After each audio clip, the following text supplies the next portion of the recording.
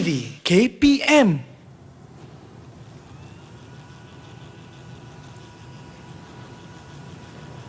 Cikgu Adlin, apa khabar cikgu? Khabar baik. Apa ni? Kenapa macam berbuih-buih sangat studio kita hari ni? Itulah, saya nak cuci sapu tangan ni. Dah kotor tapi air sabun saya ni macam terlebih buih. Terlebih buih. Irfan seperti berada di taman permainan hari ni. Jadi apa kaitan buih ni dengan pembelajaran kita hari ni? Kalau Irfan nak tahu, saksikan rancangan kita hari ini. Seterusnya, kekal bersama kita dalam slot Kimia Tingkatan 5 Didik TV.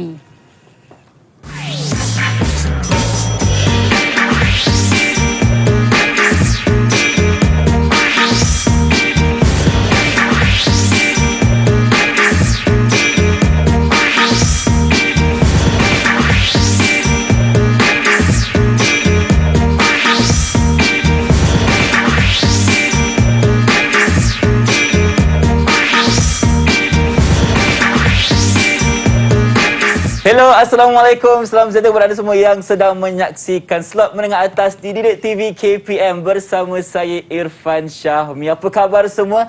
Saya mengharapkan anda dalam keadaan yang sihat-sihat belaka. Baiklah, untuk hari ini kita akan sama-sama belajar mengenai mata pelajaran kimia untuk tingkatan 5. Jadi dan SPM kan, teruskan bersama kami untuk hari ini. Dan bersama saya sekarang, di sini kita bersama dengan Cikgu Adlin. Selamat sejahtera Cikgu, apa khabar? Khabar baik, selamat sejahtera. Okey, baik Cikgu, berwarna merah baju kurung hari ini kan, cantik Cikgu. Dan tu Cikgu, kita kena sentiasa patuhi SOP dululah. Di sini Cikgu, kita sediakan untuk Cikgu jemputan mikuman, dipersilakan terlebih dahulu. Baik, dan kita juga kena jaga jarak fizikal sekurang-kurangnya 1 meter atau lebih dan sentiasa pakai pelitup muka di mana jua anda berada. Tadi Cikgu, bila Irfan datang ke sini, kenapa macam ada buih-buih sangat ni? Apa yang kita nak belajar sebenarnya?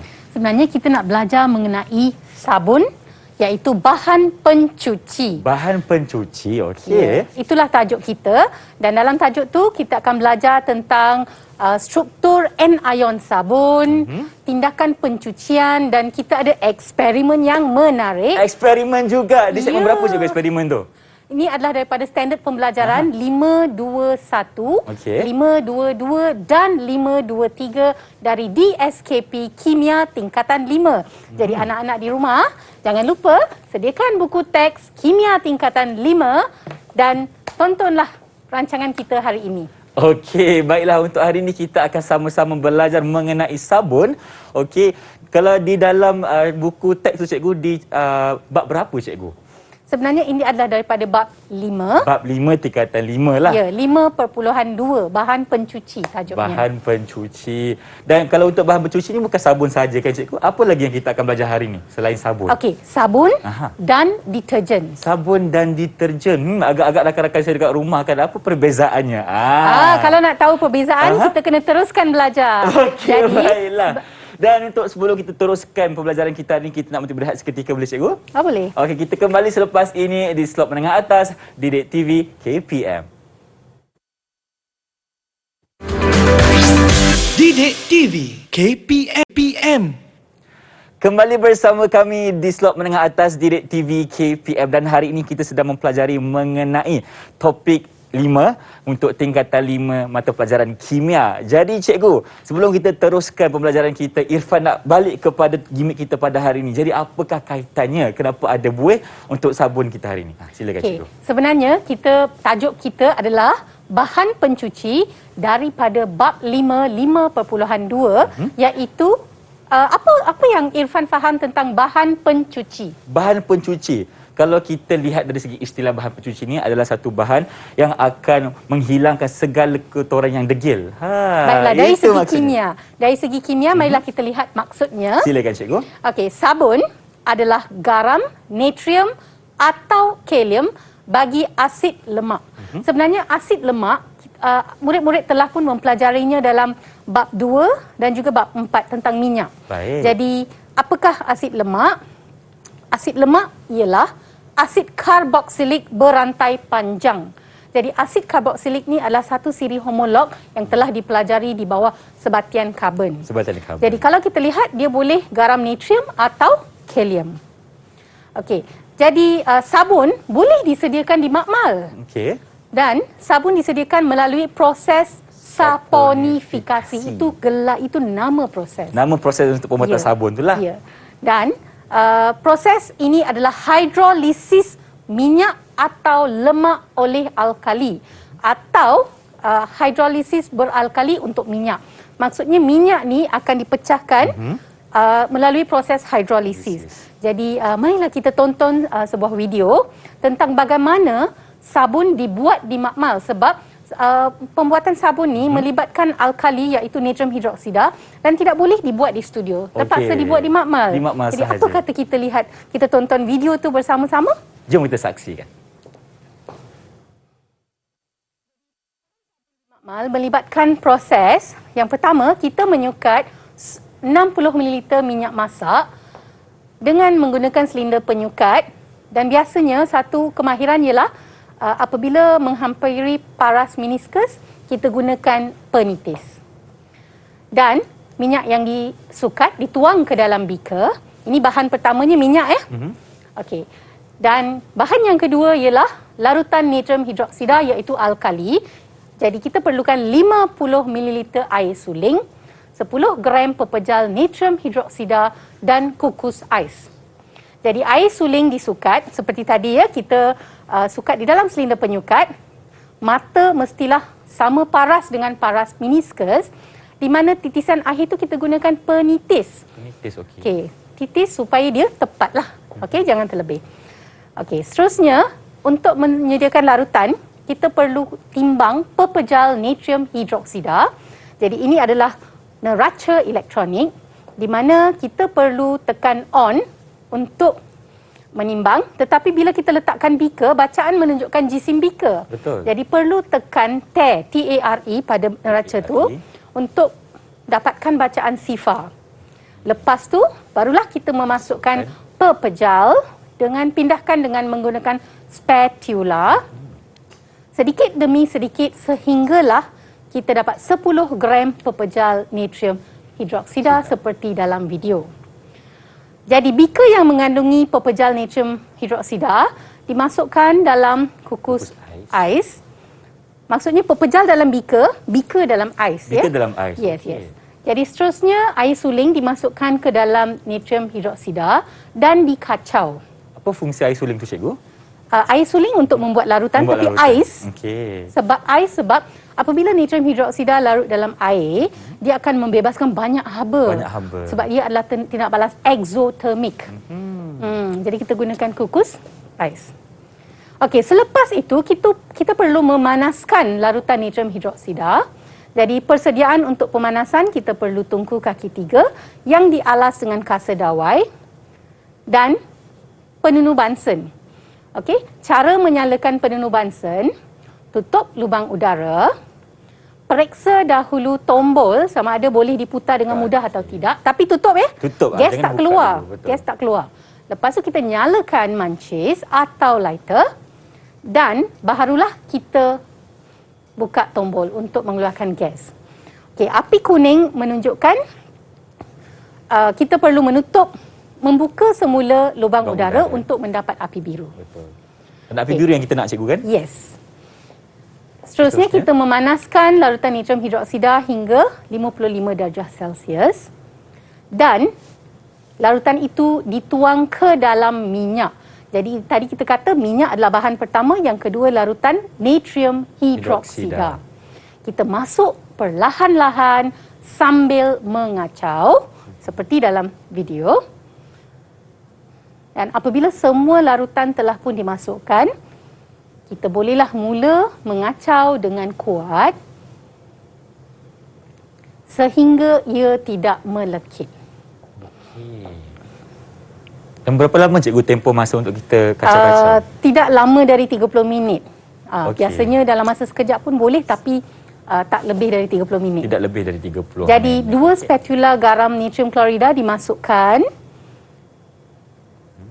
Dan untuk menjadikan dia lebih wangi dan menarik, boleh campurkan pewangi dan pewarna.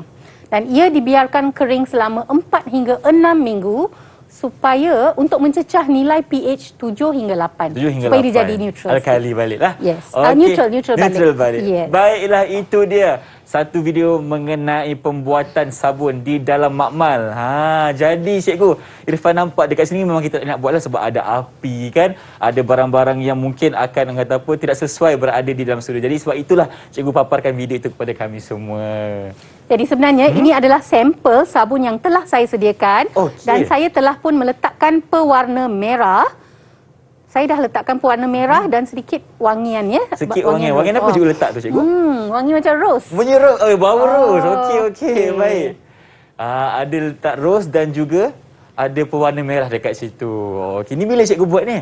Saya buat di makmal semasa mengambil video yang kita tonton tadi. Okey, baik. Tapi Irfan, saya nak tanya satu soalan. Okey, silakan cikgu. Okey, semasa saya menyediakan sabun ni di makmal, apakah langkah-langkah keselamatan yang patut diambil? Okey, baiklah.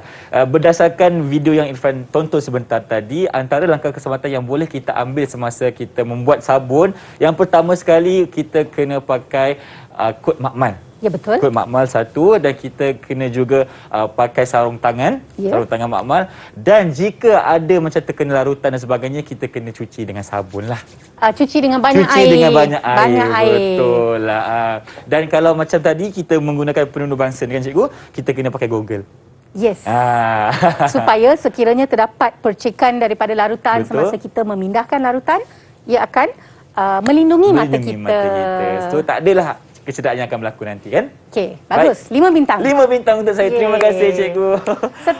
Seterusnya. Apakah dua bahan utama yang saya gunakan tadi? Dua bahan utama. Okey, yang pertama kita ada natrium hidroksida. Bagus. Okey, yang kedua minyak. Bagus. Jadi, marilah kita lihat slide PowerPoint kita. Silakan cikgu. Okey. Penyediaan sabun tadi, seperti yang saya sebut tadi, adalah proses hidrolisis minyak atau lemak oleh alkali. Jadi minyak atau lemak, apabila ditindakbalaskan dengan alkali pekat, maka ia menghasilkan sabun dan gliserol. Jadi minyak seperti mana yang telah dipelajari sebelum ni adalah ester. Betul. Dan sabun yang terhasil adalah garam asid lemak. Jadi itulah pembuatan sabun tadi ya, kita dah saksikan. Jadi sekarang proses hidrolisis lemak beralkali ini adalah molekul lemak. Okey. Dan apabila ditindakbalaskan dengan alkali pekat yang tadi kita gunakan natrium hidroksida, jadi terbentuklah gliserol dan sabun. Jadi sabun adalah sebenarnya RCOO. Maksudnya apa? Jadi kita lihat dengan lebih mendalam lagi. Okey, formula sabun RCOO, sekiranya kita gunakan kalium hidroksida, dia RCOOK, atau kalau natrium hidroksida, RCOONA. Di mana R adalah kumpulan alkil. Jadi sebenarnya kita telah mempelajari itu dalam bab 2 seperti mana yang saya sebut tadi. Jadi ini adalah R tu mewakili kumpulan alkil, di mana CH3, CH2 14. Bayangkan ada sebanyak 14 CH2. Jadi molekul ni memang agak panjang. Betul. Jadi marilah kita lihat formula strukturnya. Okey, silakan cikgu. Ifan tak sabar nak tengok ni. Jadi natrium ni datangnya daripada larutan natrium hidroksida. Betul. Dan ini adalah satu sampel, ini adalah formula untuk natrium palmitat. Maksudnya dibuat daripada minyak sawit. Minyak sawit. Okey, baik. Selain minyak sawit kita boleh pakai minyak apa lagi? Minyak kelapa. Minyak kelapa. Sebenarnya asas untuk sabun ni adalah minyak. Jadi betul. sebab tu kita jumpa sabun susu kambing. Maksudnya minyak daripada susu kambing, minyak zaitun, sabun zaitun dan sebagainya. Avokado, semuanya base-nya adalah minyak. Minyak. Baik. Jadi itu adalah formula struktur. Mari kita, ini adalah formula molekul. Jadi kita lihat formula strukturnya pula. Jadi apabila kita melukis formula ini, yang pertama CH3, lepas tu nampak CH2 ni bersambung, satu rantai panjang. Ada 14 cikgu Yes, 14 dengan C, titik ni mewakili C, OONA. OONA. Baik. Dan ia boleh sebab sukar untuk kita melukis macam ni, panjang. Betul, kan? Jadi kita mewakili struktur ini secara ringkas sebagai gambar rajah yang dipaparkan. Di mana yang COONA diwakili oleh bulatan dan garis-garis ini setiap bucu mewakili satu atom karbon. Okey. Okey, ini adalah struktur ringkas anion sabun. Baik. Jadi anion sabun ni kalau kita kaji dengan lebih mendalam lagi, bahagian ni kita gelar sebagai eco atau bahagian hydrophobic. Okey. Hydro perkataan asasnya maksudnya air. Air betul. Phobik tu fobia, takut air. Takut air. Okey. Kalau Irfan takut mandi, hydrophobic. Hydrophobic lah. Okey, Okey. tapi dekat sini eco-hydrophobic. Lepas tu bahagian kepalanya bersifat ionik, ada charge negatif Ada tadi charge kan? negatif betul? Jadi itu adalah kepala hydrophilic. Okey. Okey, kenapa hydrophilic? Maksudnya dia larut dalam Dalam air air. dan yang ini larut dalam minyak atau pelarut organik. Mengapa? Mengapa bahagian ni larut dalam minyak atau pelarut organik? Okey. Cikgu nak saya jawab ke? Ya, Okey, ya, baik. ya. Irfan cuba jawab. Kenapa rantai hidrokarbon ni larut dalam minyak? Sebab ia bersifat sebatian kovalen, cikgu.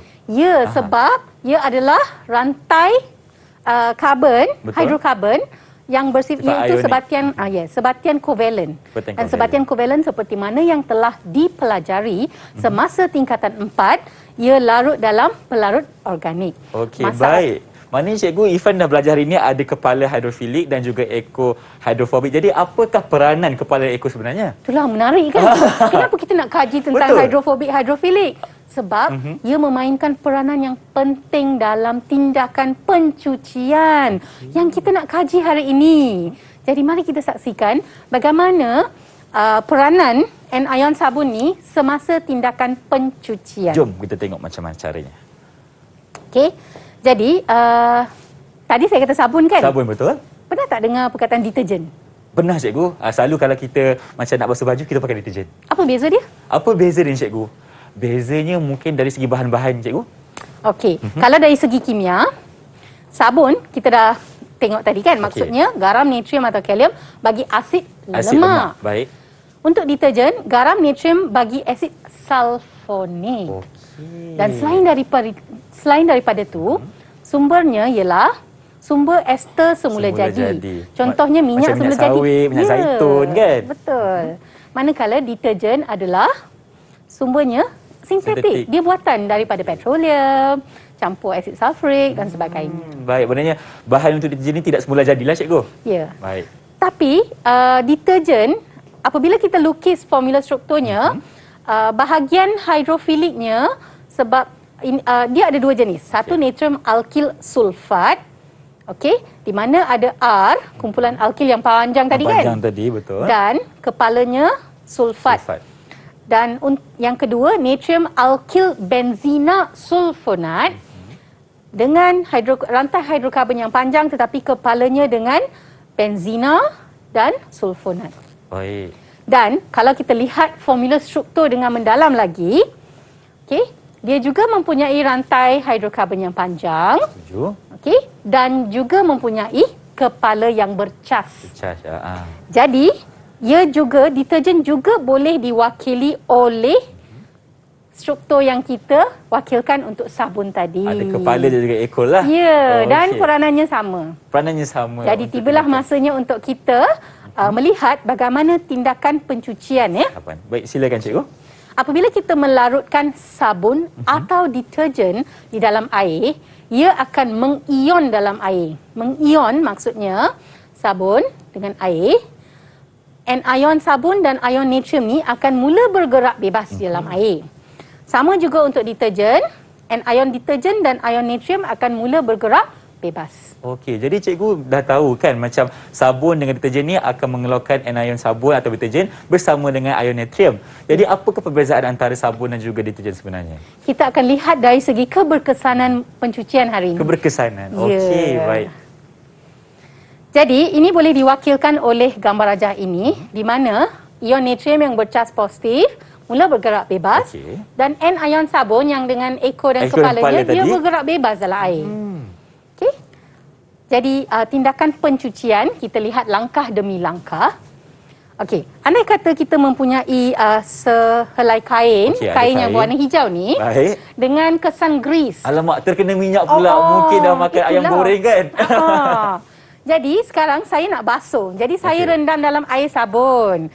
Jadi kita dah belajar tadi, kalau rendam dalam air sabun maksudnya dah larut dalam air. Betul. Bila larut dalam air, anion sabun bergerak Gerak bebas. bebas. Tetapi ingat lagi, ada kepala Hidrofilik. dan ekohidrofobik. Di sini ada minyak. Ada minyak. Di sini ada air. Okey. Jadi apa yang jadi? Semua eko yang bersifat hidrofobik akan larut dalam minyak atau grease. Manakala kepalanya di bahagian air. Air. Dan seterusnya, jadi bahagian hidrofilik ya, larut dalam air. Bahagian hidrofobik larut dalam grease. Okey. Jadi apabila kita pengocakan air, kita berus dan sebagainya, masuk dalam washing machine kan dia air dia mengocak Betul. dan sebagainya. Kalau kita pakai tangan pun kita akan gosok-gosok kan? Ya, betul. Jadi apa yang berlaku, grease tertanggal daripada kain. Kerana kalau cukup sabun Cukup kalau sabun. cukup Okey. So, kalau sabun, cukup sabun, dia mampu mengangkat grease daripada kain. baik. Dan seterusnya, grease berpecah kepada titisan kecil dan titisan minyak terampai dalam air. Jadi dia tak ada pada kain dah sebab dia dah diangkat, Dah diangkat. oleh molekul anion sabun. Anion sabun. Okey. Sekiranya cukup. Sekiranya cukup. Jadi kalau tak cukup tak bersih lah. Betul lah, sebab kan? tu lah kalau kita nak guna sabun ni kena guna dalam kuantiti yang secukupnya lah. Ya. Barulah kita punya grease ataupun kotoran tu boleh tanggal. Okey, Jadi cikgu, seterusnya. sekarang minyak tu dah tanggal dalam air. Apabila dibilas, air itu dibuang. Okey. Titisan grease keluar bersama air bilasan. Jadi kain menjadi bersih. Kesan kotoran pada kain tanggal. Okey, baik. Itu dia untuk segmen 2 ini. Cikgu telah terangkan kepada kita perbezaan antara sabun dan juga deterjen. Ya. Dan untuk segmen seterusnya kita akan teruskan dengan satu eksperimen yang menarik. Tetapi sebelum itu kita nak berhenti berehat seketika. Kembali selepas ini di Stop Menengah Atas Didik TV KPM. Jangan ke mana-mana. Didik TV KPM. Didik TV KPM. Masih bersama kami di Slot Menengah Atas Didik TV KPM. Mungkin rakan serta tanya, kenapa Ifan pakai lab coat ataupun kod makmal ni dan kenapa pakai sarung tangan ni? Jadi kita sedang bersedia untuk melakukan eksperimen di segmen ketiga ini bersama dengan Cikgu Adli. Jadi Cikgu, apakah bahan-bahan yang kita perlukan untuk eksperimen kali ini? Silakan. Jadi sebenarnya eksperimen yang kita nak buat adalah daripada buku teks kimia tingkatan 5, eksperimen 5A, muka surat 175. Okey, boleh buka buku dulu sekarang, kita tengok apa yang ada, apakah prosedurnya. Jadi cikgu, apakah tujuan eksperimen kali ini? Okey, tujuan eksperimen ialah membandingkan keberkesanan tindakan pencucian sabun dan deterjen di dalam air liat. Air liat. Okey, kalau air sulim pernah dengar. Air liat ni apa pula sebenarnya cikgu? Okey, sebenarnya air liat ialah air yang mengandungi ion kalsium iaitu Ca2 positif. Betul. Dan ion magnesium Mg2 positif. Contohnya air laut. Air laut. Jadi cikgu bawakan air laut di sini? Ya, saya Okey. telah pun pergi ke tepi laut. Cikgu pergi Langkawi ke baru-baru ni? Tak adalah jauh sangat. Tapi Okey. saya memang ambil kumpul sampel ni khas untuk Didik TV. Baik. Jadi, terima kasih cikgu. Okey, Jadi ini air liat adalah ni air liat. kita akan gunakan. Kalau kita lihat balik tujuan eksperimen, membandingkan keberkesanan tindakan pencucian sabun dan deterjen dalam air liat. Baik. Jadi apa agaknya kita nak buat ni? Boleh tak rancang eksperimen? Rancang eksperimen. Jadi kita nak nampakkan keberkesanan antara sabun dan deterjen menggunakan air liat cikgu. Jadi kalau Ifan rasalah kita akan campurkan sabun dan deterjen dalam air liat. Betul tak? Betul. Maksudnya apakah pemboleh ubah yang dimanipulasi? Okey. Jawapannya Ifan rasa bahannya lah, iaitu sabun dan juga deterjen. Okey. Okey. Betul. Cik baik, betul. Okey. Maksudnya di sini saya ada dua sampel, nanti kita akan buat eksperimen ya. Satu Baik. air sabun dan satu air Air. deterjen. Okey. Apakah yang bergerak balas? cuba baca balik. Okey. Dia ada clue, ada tips di dalam tujuannya. Okey. Apakah bergerak balas? Apa Bergerak yang kita nak balas? perhatikan Apa yang tu? kita nak perhatikan adalah keberkesanan tindakan pencucian sabun. Ya, Atau deterjen. jadi kehadiran kesan minyak. Nak Contohnya keberkesanan tu nampak macam mana? Kalau kita gunakan kain kotor atau berminyak, selepas mencuci, adakah kotoran tu tanggal atau tidak? Tidak. Baik. Itulah keberkesanan tindakan pencucian. Tapi bila kita buat dua set eksperimen, satu dengan air sabun, Betul, satu satu dengan dengan deterjen, mesti ada sesuatu yang dimalarkan sama setiap kali. Apa dia? Okey, baik. Bagi Ifah fikir kejap.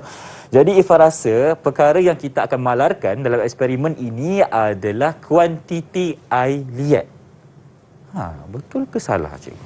Nanti kita lihat jawapannya. Isi padu air liat. Kedua-duanya air liat, air yang sama Betul. dan kuantiti sama. Okey, baiklah. Jadi, Okey. boleh tak kita teruskan dengan eksperimen? Boleh cikgu. Ifah pun dah tak sabar sekarang ni. Jadi, di sini terdapat sampel air liat, 100 cm padu sampel air liat. Telah pun disukat dengan menggunakan silinder penyukat. Silinder penyukat, okey. Dengan menggunakan kemahiran yang saya dah cakap tadi kan? Meniskus, okey. Okey. Jadi di sini ada 2 beaker. Okey. Dua-dua beaker mempunyai isi padu yang sama. Seterusnya, di sini ada deterjen 10 cm padu. Dan sebelah kanan saya adalah sabun 10 cm padu juga. Kuantiti kena sama ya. Kena sama. Jadi maksudnya kita boleh tambah dalam pemboleh Kita ubah boleh dimalarkan. iaitu kuantiti sabun dan juga deterjen. Ya, betul. Isi padu yang sama.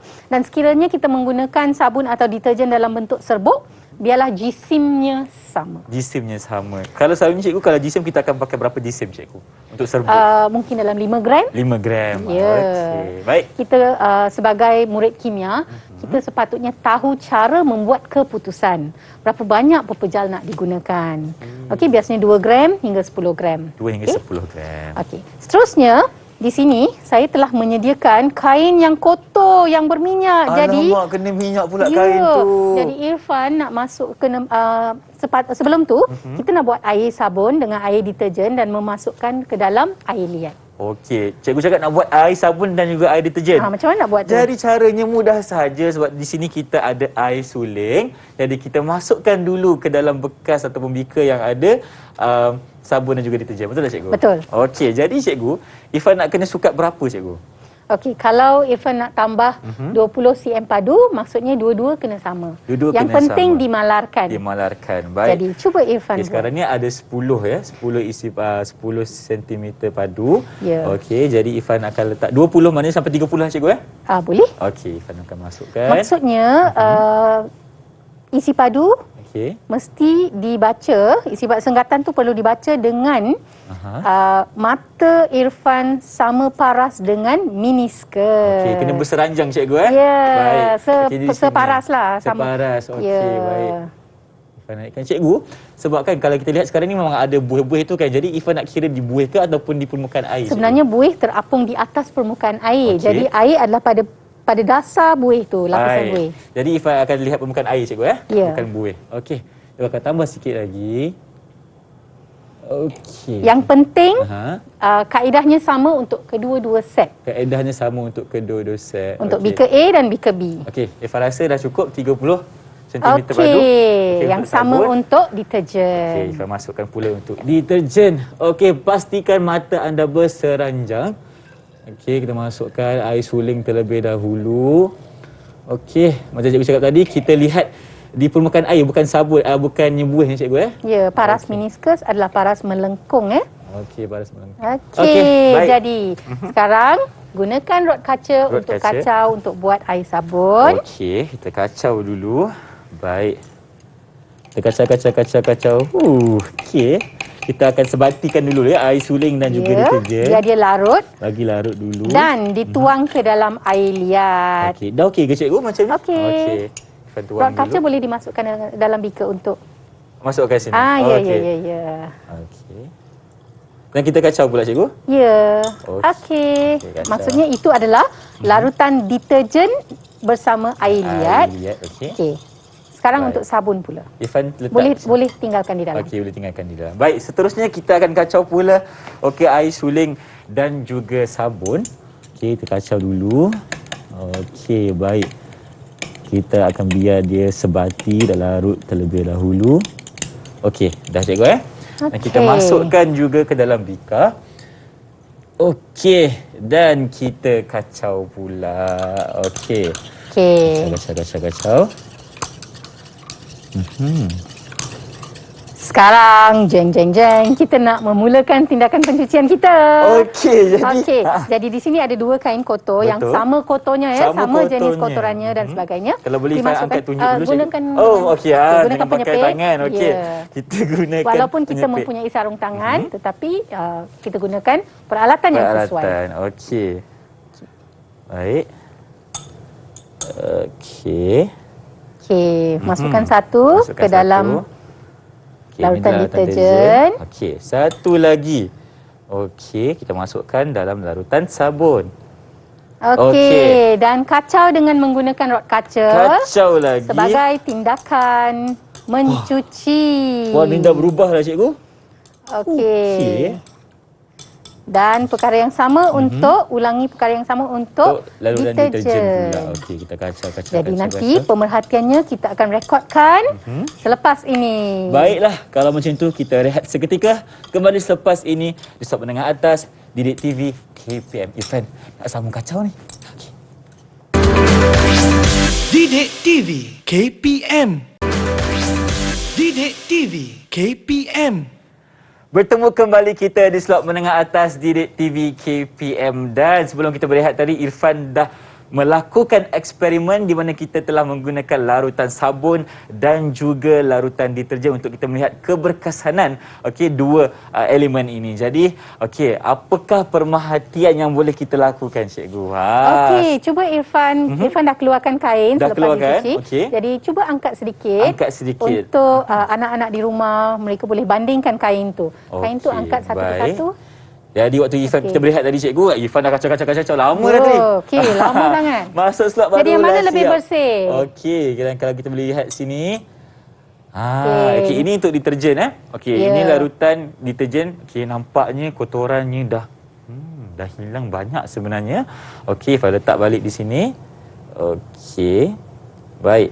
Bagaimana pula dengan larutan sabun? Alamak, cikgu.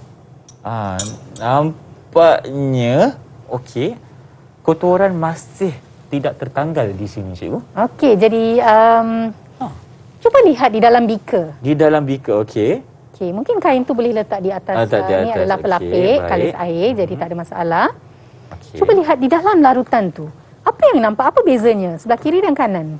Okey, kalau kita lihat di larutan sabun ni, cikgu, terbentuknya mendakan putih. Ya, betul. Ada mendakan putih. Jadi, macam mana kita nak rekodkan pemerhatiannya? Sebenarnya, dalam eksperimen ni, murid perlu merancang bagaimana menjadualkan. Jadi, kalau nak menjadualkan keputusan, bagaimana rupa jadual tu? Apa yang perlu ada? Apa yang perlu ada? Okey. Mestilah kita perlu ada macam satu kolom untuk deterjen, satu juga untuk sabun. Ya, betul. Betul tak? Lagi dari segi orang kata apa, pemerhatiannya mungkin ada 2 lagi kat bawah, cikgu. Ya, marilah kita lihat. Okey, tadi kita dah lihat pemboleh ubah dimanipulasi ialah sabun atau deterjen. Dan yang bergerak balas, kehadiran kesan minyak pada kain. Maksudnya kesan minyaknya tanggal atau masih kekal.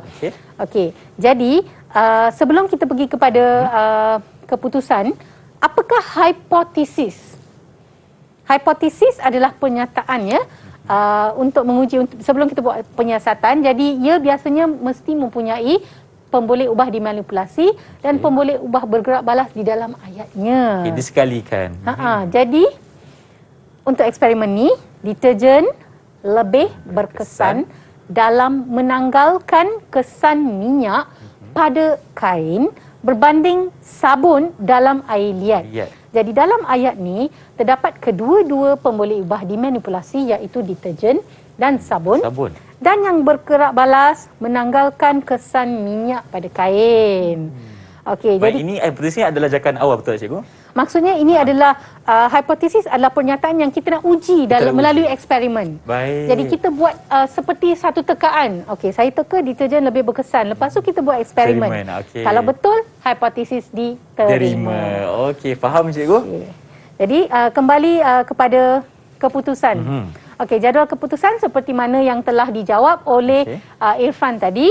Okey, terdapat 2 baris, iaitu yang pertama sabun dan air liat, dan beaker B deterjen dan air liat. Dan apakah pemerhatian, boleh tak Irfan tolong isikan apa yang Irfan isikan, boleh cikgu. Ya. Irfan kan murid cikgu hari ni. Ya. Okey, baik. Jadi Irfan akan tuliskan jawapan untuk keputusan bagi eksperimen kita menggunakan bikar A yang mengandungi sabun dan juga air liat. Yang kedua, kita ada bikar yang mengandungi deterjen dan juga air liat. Okey. Jadi pemerhatian yang pertama yang boleh Irfan lakukan untuk hari ini adalah kalau kita menggunakan sabun dan air liat, okey. Kesan kotoran tidak tertanggal. Okey. Satu lagi, ada mendakan putih. Okey. Boleh? Jadi, boleh. Okey. Kalau untuk B pula, kita boleh lihat kesan kotoran minyak tertanggal tiada mendakan putih. Okey, apakah inference yang kita boleh buat? Maksudnya pemerhatian apa yang diperhatikan. Sekarang inference-nya kita menjelaskan apa tu? Apa tu? Maksudnya apa yang diperhatikan. Jadi kalau kesan kotoran tidak tertanggal, yang ni tertanggal. Jadi apakah inference kita? Apakah inference kita? Irfan ke sini cikgu Okey.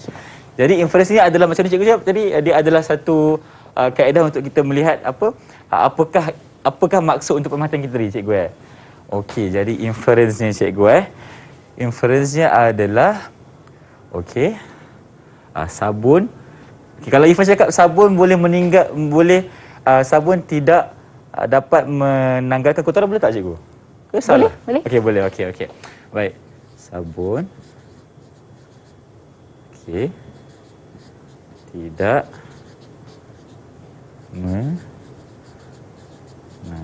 jadi sabun tidak menanggalkan kotoran. Boleh tak kaitkan sikit? Fikir balik. Apakah tujuan tadi kita nak? Keberkesanan cikgu. Ya, jadi dari segi keberkesanan, sabun tidak menanggalkan kotoran, jadi sabun kurang berkesan. Ya, betul. Okey. Baik. Sabun kurang berkesan. Seterusnya mendakan putih tu apa dia? Mendakan putih tadi cikgu mendakan putih tu adalah sebenarnya kekat. Kita akan belajar lepas ni. Belajar lepas ni. Nak tulis dekat reference cikgu? Ya, tulis dulu. Okey, terhasilnya kekat ke? Ya. Baik. Kekat terbentuk. Okey. Kalau Irfan boleh fikirlah, kekat ni adalah macam asid lemak yang masih terbentuk ke cikgu? Sebenarnya ia adalah sabun. Dia bertindak balas dengan ion kalsium dan ion magnesium untuk membentuk garam yang tak terlarut. Jadi bila dia tak terlarut, dia termendap sebagai mendakan. Tapi dalam deterjen ni, dia tiada kekat. Sebab itulah tak ada mendakan putih tu kan? Ya. Baik. Paling berkesan untuk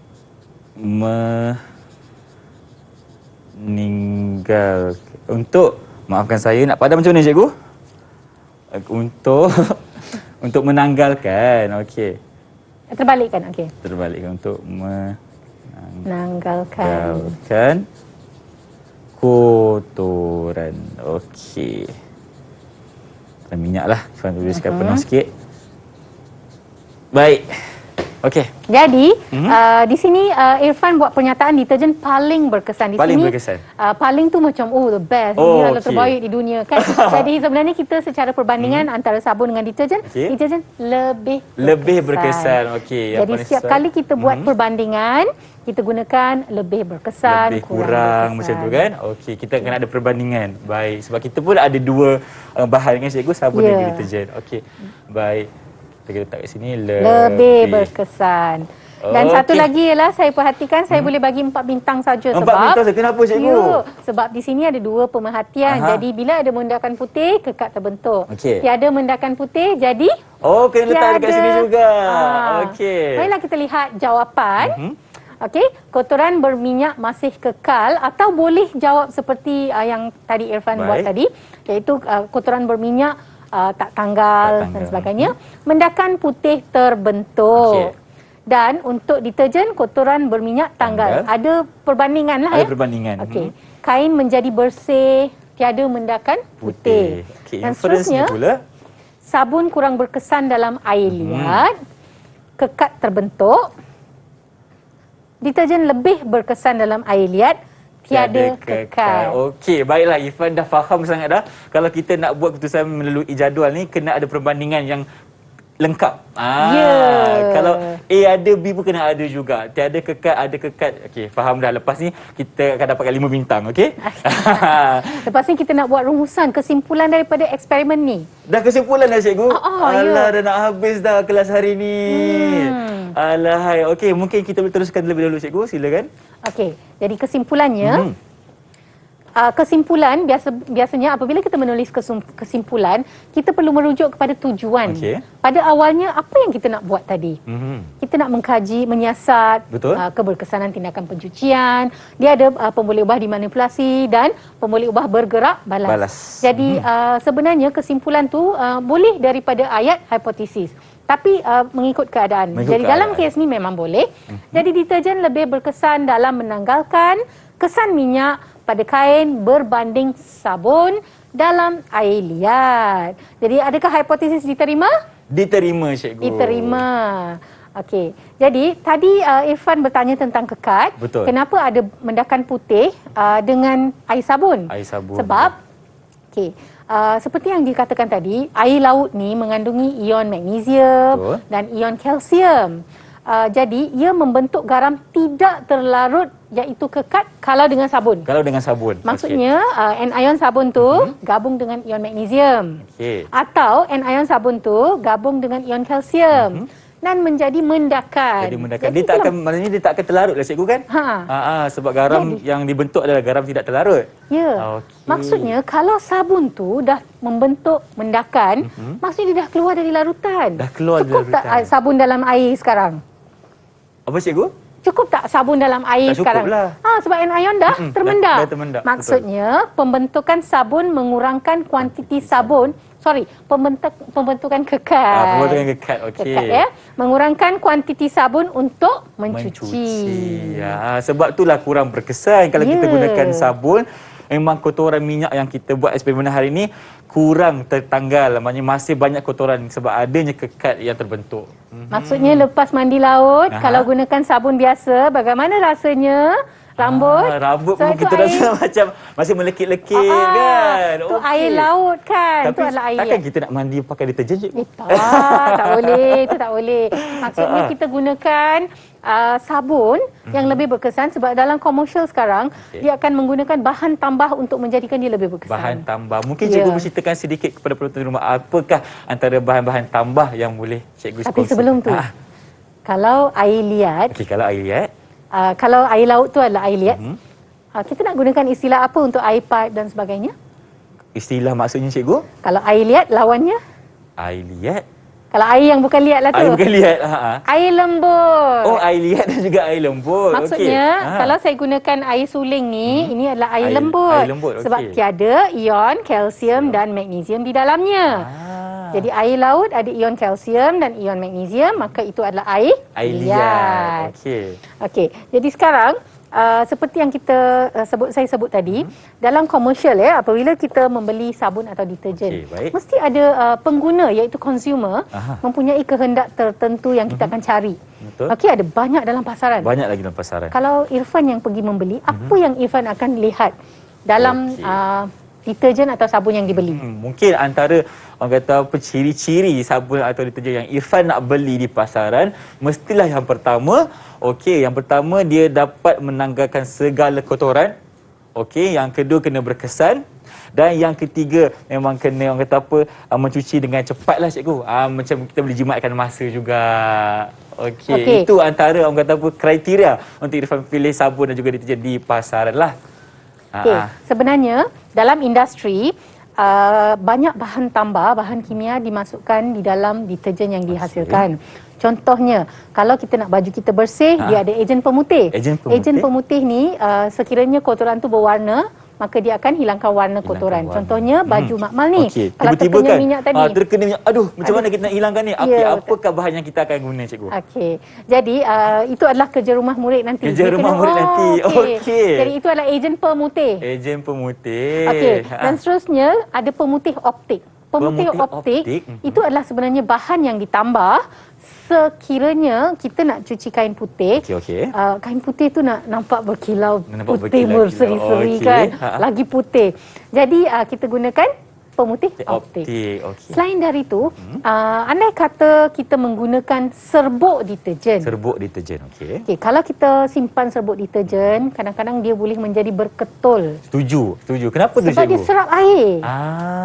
Sebab di atmosfera kita ni ada banyak wap air. Betul. Kita dalam keadaan yang lembap kan sekeliling kita. Maka yang itu kita perlu masukkan ejen pengering. Untuk mengekalkan sesuatu serbuk tu kering. Selain dari itu ada enzim biologi. Enzim apa cikgu? Sebenarnya enzim biologi ni sebab kadang-kadang baju kita kotor sebab mungkin terkena darah, susu makanan, makanan yang berprotein. Bila makanan yang berprotein kena, bila kita basuh, untuk menjadikan dia lebih berkesan sebab kita nak cuci dalam masa yang singkat. Memang boleh, zaman dulu pun boleh. Kita berus dan sebagainya. Tapi sekarang ni kita banyak kerja lah cikgu. Kan?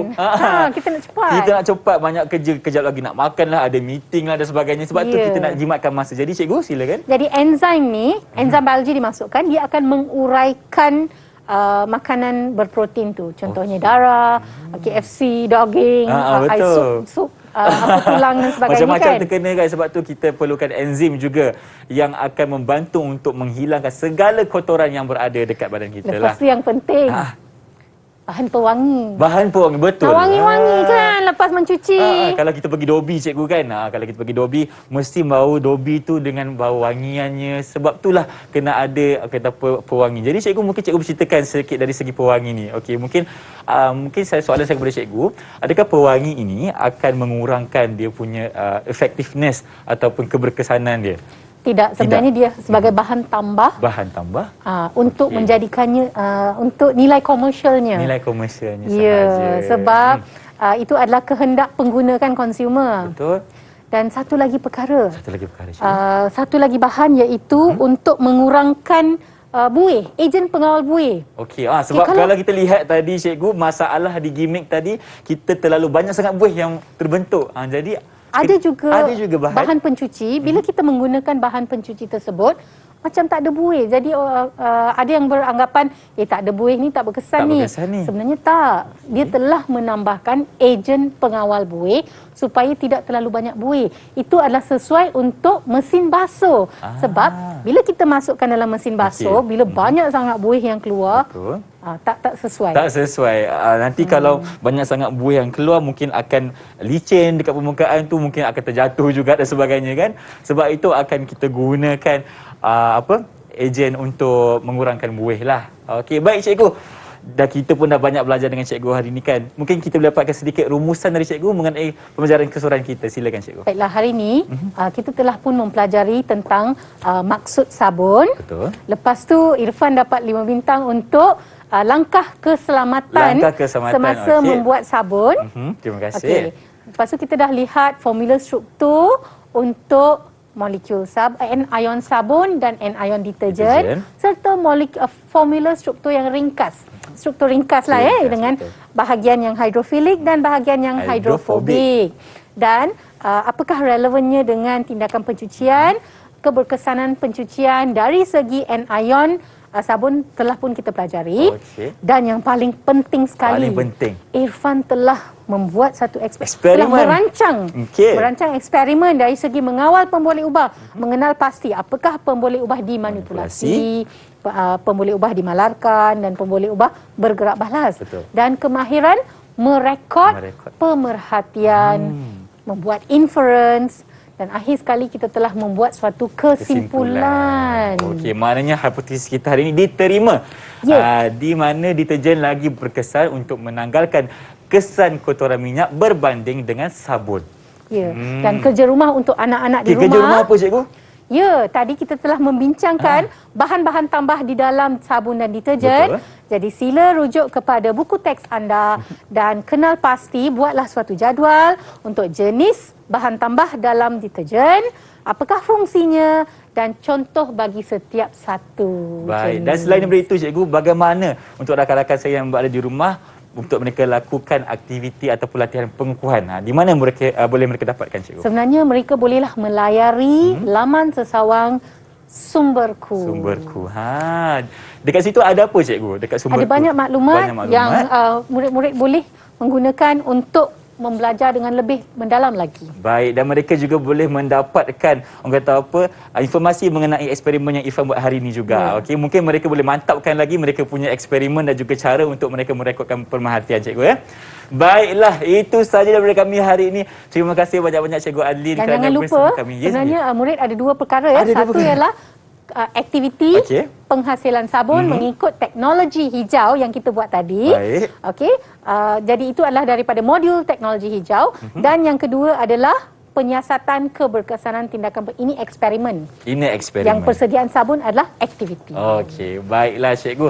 Terima kasih banyak-banyak Cikgu Adlin kerana bersama kami hari ini di slot menengah atas Didik TV KPM. Sudah banyak ilmu yang disampaikan untuk mata pelajaran kimia dan saya mendoakan agar rakan-rakan saya yang berada di rumah sentiasa cemerlang dalam mata pelajaran kimia ni. InsyaAllah kita doakan cikgu. Baik, terima kasih banyak-banyak. Kalau ada rezeki kita berjumpa lagi. Dengan itu, Assalamualaikum dan bye-bye.